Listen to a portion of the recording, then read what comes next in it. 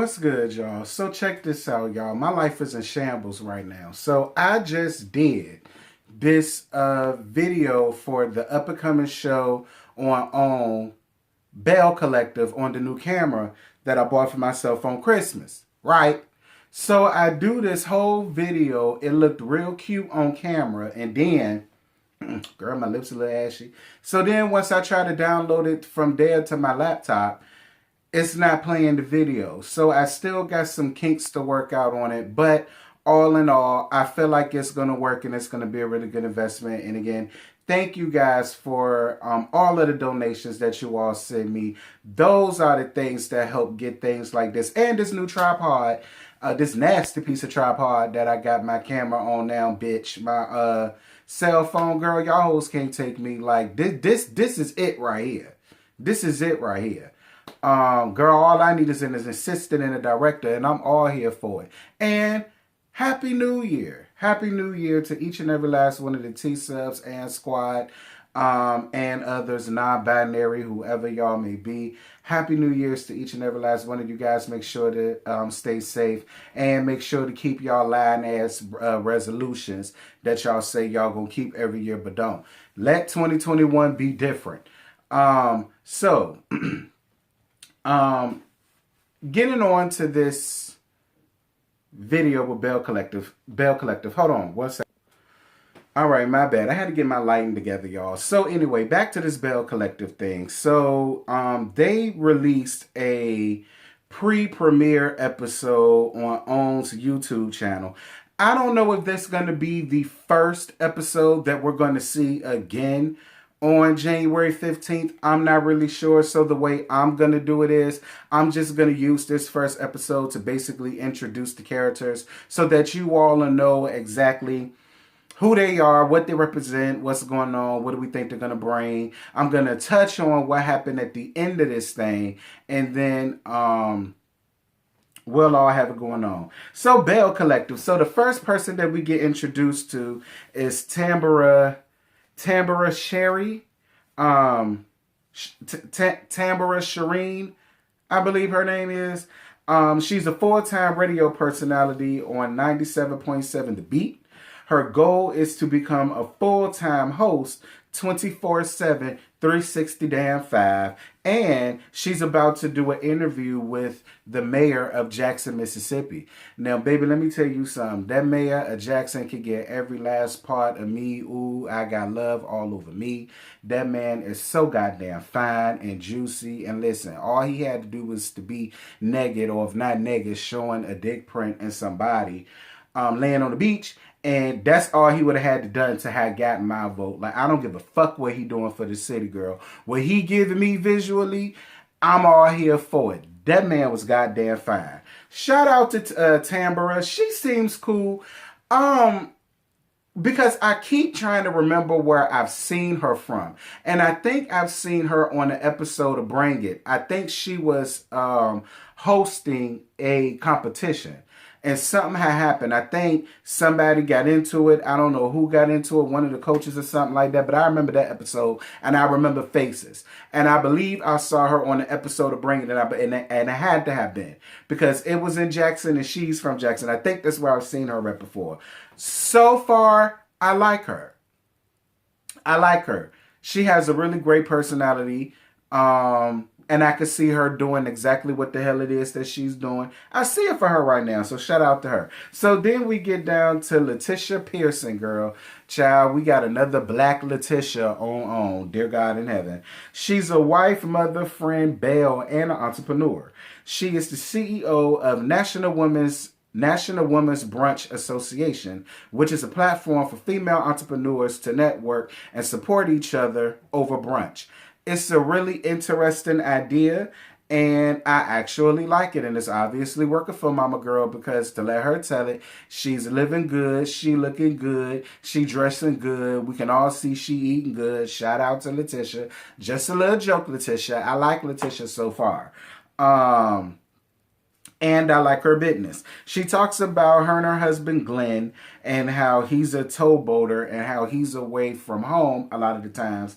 And she talks about infidelity during their marriage. Now, while I'm here for you being honest, I'm going to really need for you girls to stop getting up here and letting y'all first thing be my husband cheating on me, I cheated on my husband, or we cheat on each other.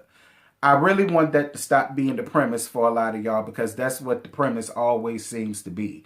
And, I mean, while I feel it and it does make for a good storyline, to me, it's just overdone. And I don't want your storyline to be, I'm lonely because you always out to sea, or you say you out to sea, but I don't know because somebody told me this and somebody told me that. I mean, I don't know. Like, I just feel like I'm over that storyline because it happens so much. You know what I'm saying? But I like her thus far. She seems to be cool. She seems to be a lot of fun. She seems like the type where I can go out and chill and have drinks, kiki, and cackle with, because even though she's a belle in the streets, she a freak in the sheets. And I love it because this woman naming her titties, what's she name them? Grace and Mercy. Grace and Mercy, child. Child, I named mine A cup and B cup. She named hers. Naming hers at the Bible verses. Go off, girl. I ain't mad at hell. So then we get introduced to Latrice Rogers. She's a self-made millionaire owner of Goddess Lent's Virgin Hair Bar, and she has a hair vending machine, child. She says she put her hair in vending machines down to one of them white people malls or whatever. And the guy took a picture of it and sent it to other people who own malls. And now she has vending machines, hair vending machines in malls all around the United States. So shout out to you, mama. Yes, God. Her and her husband Cliff been married for 5 years. They've been dating for 10. And he's 20 years her senior. I'm getting over that storyline too. God damn. Like, all of y'all gonna end up like Karen. Y'all in y'all mid-50s and he about to be in his mid-70s. And y'all up here gonna try to convince everybody that you still like that 70-year-old inchworm that he called a dick, skeeting out cobwebs. It's all dust. But it is what it is. Cliff seems cool thus far. Well, kind of, sort of. I'm gonna have to get them together a little bit for a comment that he made. She talks about going to Letitia's brunch and how she thinks it's going to be fake because from what she heard, they sit around and attack each other. To her, that's fake, and she doesn't want to be around fake women. And then Cliff going to come out his face and say, well, if they're fake women, she should fit right in. If you up here got your husband calling you fake, but you saying you don't like fake people, listen, look. Fake hoes do fake shit with fake bitches. That's what the motto is for 2021. So if you saying you don't like to be around fake hoes, but your husband on national TV spraying you down, calling you fake, I mean, I'm just saying you are the company you keep. But I don't know nothing about you, Latrice, and I'm kind of digging you thus far, so I'm not going to give you too much. It's just jokes and gags at this point. Don't take none of this seriously. I like you thus far, and shout out to you for your business and your marriage. So then Maurice Hamilton. Yeah. She's a successful multi-million-dollar business owner of a mental health facility in Jackson, and she says she runs Mississippi because she's the first Black woman to provide mental health services for children and adults. Shout out to you, Marie. So her and her husband Cedric been married for 3 years. Shout out to Sadie cute or whatever. She's working on getting her PhD. Shout out to you for that, giving us Wendy Esfaso teas. And she talks about her mom choosing drugs and addiction over her children, and she's planning to add additional services which specializes in substance abuse problems, and that was inspired by her mom. So shout out to you, Marie. Even though I'm gonna try my hardest not to give your ass the business towards the end of this, I can lift you up and take you down all in the same breath. So definitely shout out to you and your business partner for what y'all got going on. I'm all here for it. I root for anybody that's Black. So I'm all here for it. Shout out. So then we get down to Dr. Antoinette Lyles. Dr. Lyles is a dentist in Jackson, but she's from Michigan. So to let me tell her, she probably went to Alcorn or she went to Jackson State. She probably pledged. She gives me all kind of AKATs.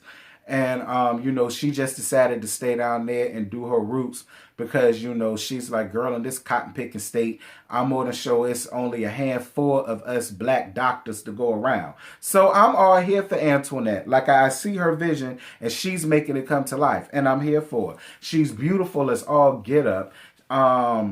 Very smart, obviously. She was raised right. And so I'm here for Antoinette thus far. She's newly single and she talks about the hardships of being in an interracial marriage living in Mississippi. Yeah, I'm more than sure that it is. Which leads me to my next question. If that's the case, why is it that you always seem to choose to be with the white peen?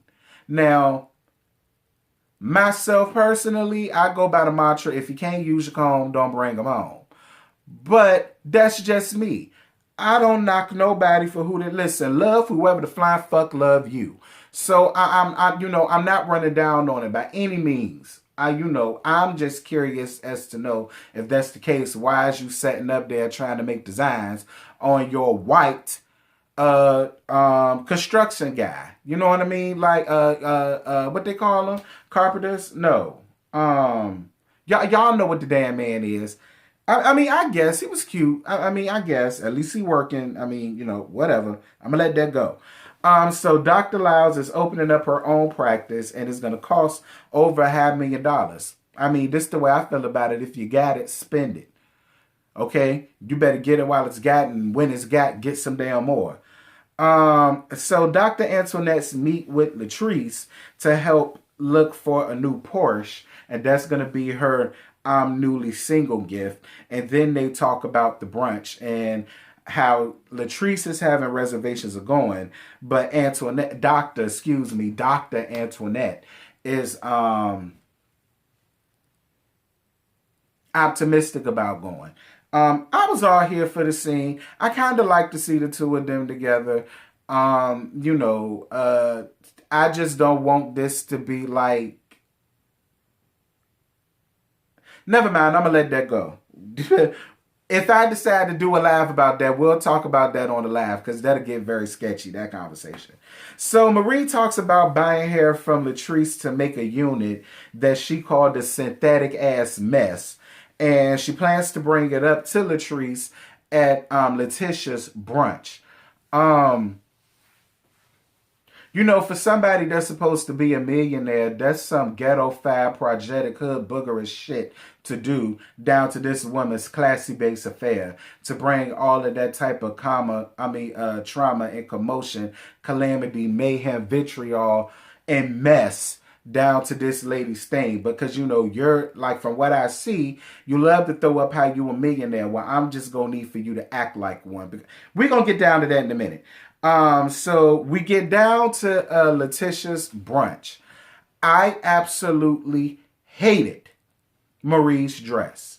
I hated it. I hated the corset. I hated the bustles. I hated the ruffles. I hated the lace. I hated the black and white. I hated the hat. I hated all of it. I hated it. I hated it. I hated it. I hated it. I hated it. Like, I mean, listen, that's so original. Southern Belle, and you want to come looking like that. Like, girl, for you to be a millionaire, I'm expecting for you to at least come in there, you know, with a nasty piece of a long dress. So, you know, something like Dr. Antoinette had on. I mean, anything other than that. Like, and girl, you stepping up in there like you gonna turn it and tell this girl about her damn hair. I mean, I guess.